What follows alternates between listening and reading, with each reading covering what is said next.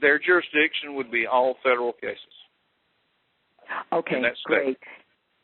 Great.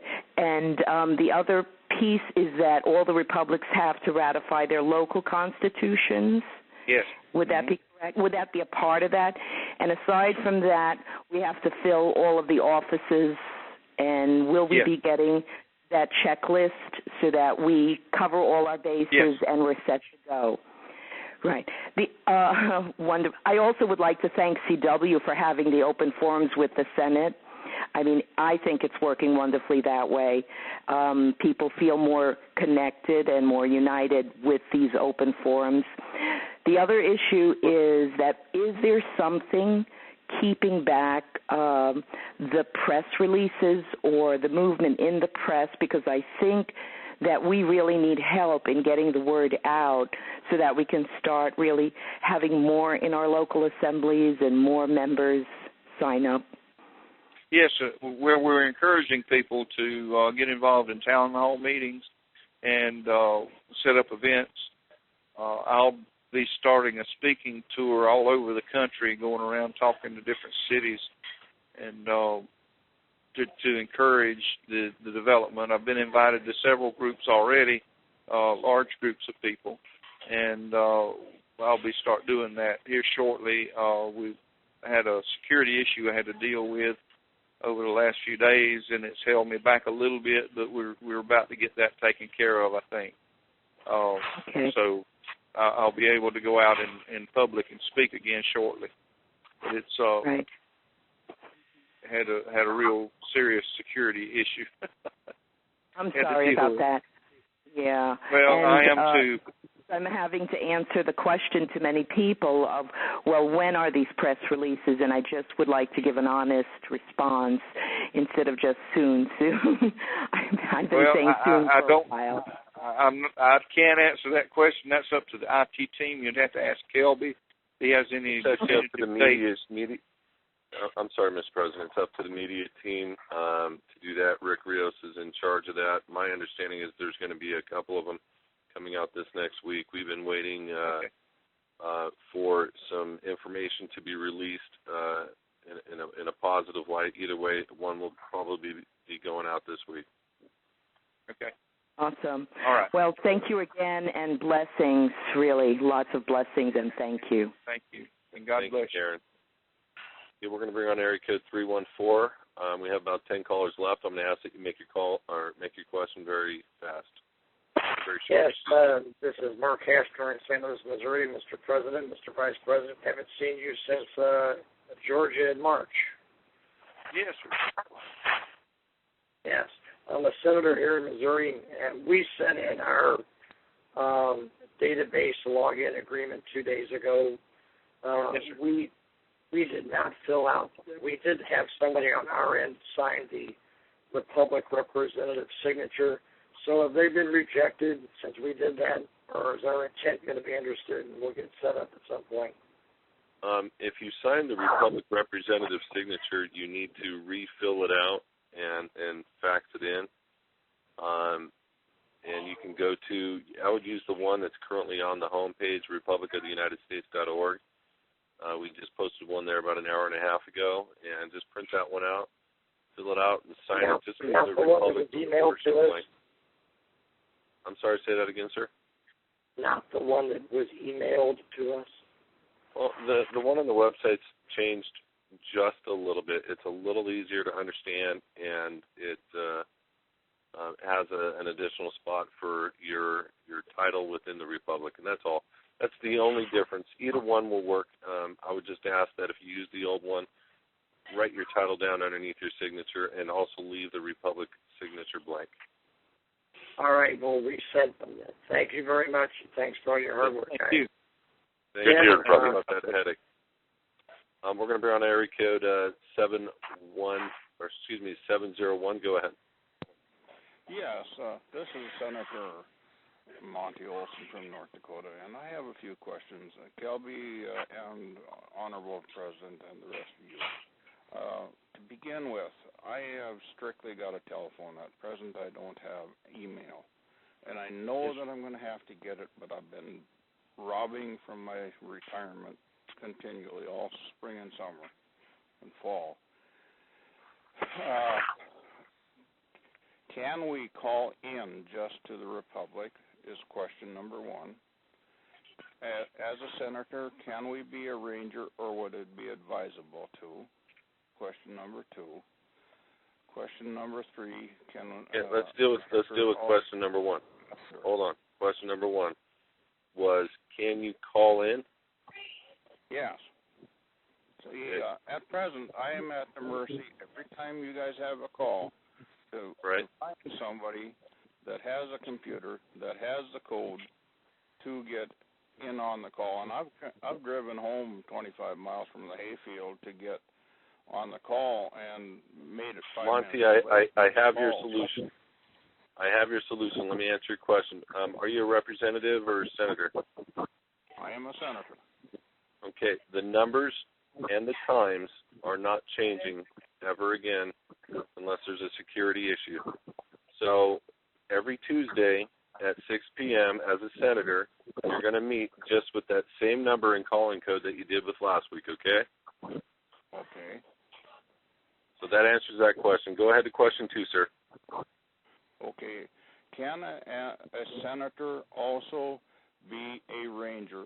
All I know is the title so far, because all I've heard is a little bit of a blurb on one of your talk programs about the ranger. I think it would be difficult for a senator to be a ranger, because in time of emergency, the legislature would be at work and trying to help.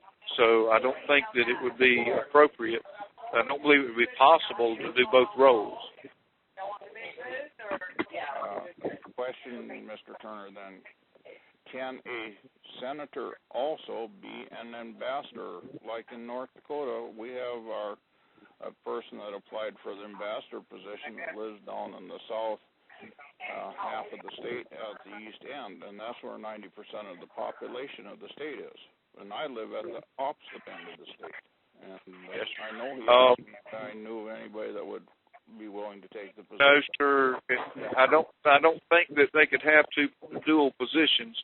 Now, if you have a state that is separated like that, you might want to consider doing 2 ambassadors in the state. We don't have a problem with that. If it would help the state, we can make that work. Okay, but and one would be you would have to have it divided by regions. Like a north and south region or something like that. Okay. Can a senator be an ambassador also, or would that be also asking for too much trouble?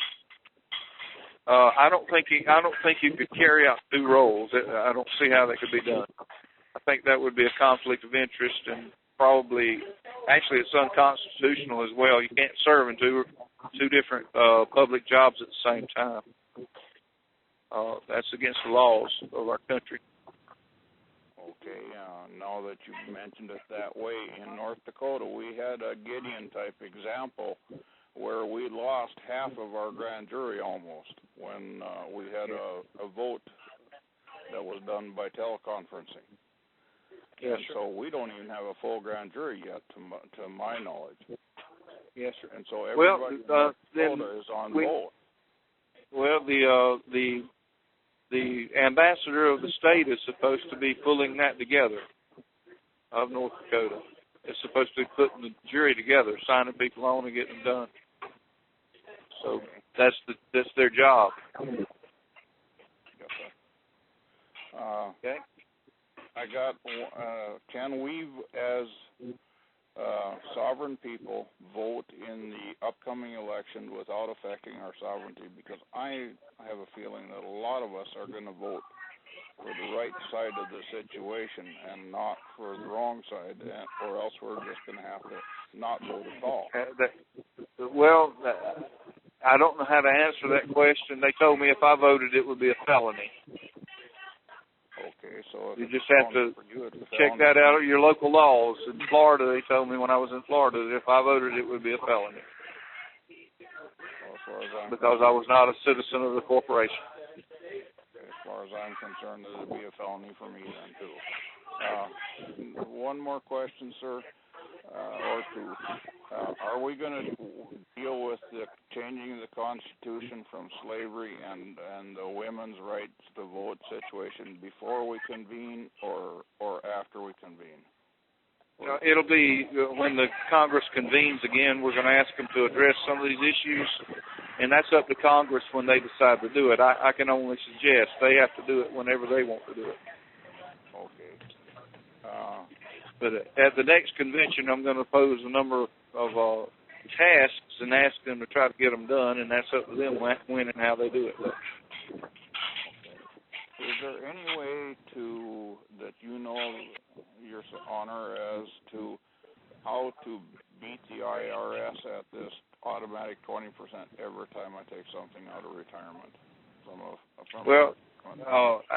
At this point, we don't have any ability to do that, but if we can get this structure in place, I believe that's going to change very soon. Well, I'm concerned right now with the news I've heard in the last 2-3 calls. Maybe I should take my 20% and work with the other 80% and worry about whether I can recoup from the IRS later. I would be concerned if I had a lot of an IRA account or anything. I think they're in serious jeopardy. That's my opinion. Well, sir, everything I got is either Social Security or that account, and so. In my opinion, most everybody I know has put everything into hard assets, silver and gold. Okay. And that's going to have a certain amount of value regardless of what happens to the economy. Fiat, which your account represents, fiat currency, could actually be worthless. We don't know exactly what's going to happen, but if this fiat system goes down like we're being told it will, these accounts are worthless pretty much. Anyway. Well, Mr. President, now I'll yield the the floor. Lord told me to get involved with you guys when Dr. Ann came to North Dakota, and I've said I'm going to be here until God tells me to get out, and I don't think He will. Well, good. We appreciate you being on board with us, and God bless you. Thank you, sir, for your opinion. And goodbye. Thank you. We're going to bring on the next caller. It's area code 916, and then we're going to have 785 come up after that. And ladies and gentlemen, I'd just like to point out our president is sitting in a diner someplace at 1 o'clock in the morning, answering your questions one by one until you're all completely satisfied.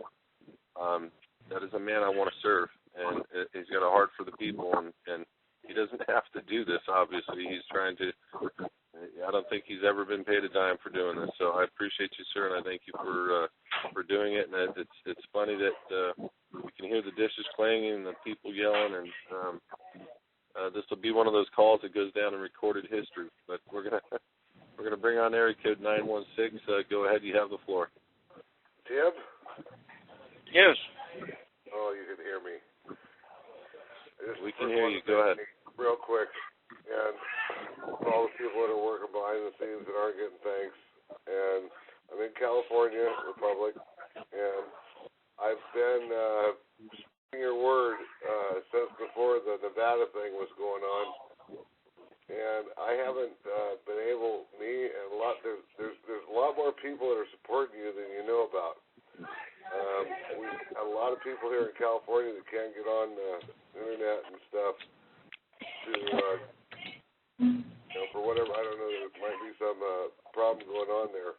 I thought it was me at first, but a lot of the people I brought in haven't been able to get any kind of recognition when they're signing up for stuff. Or I got a hold of this call by somebody in Canada calling me and telling me this call was going on. I'm sorry.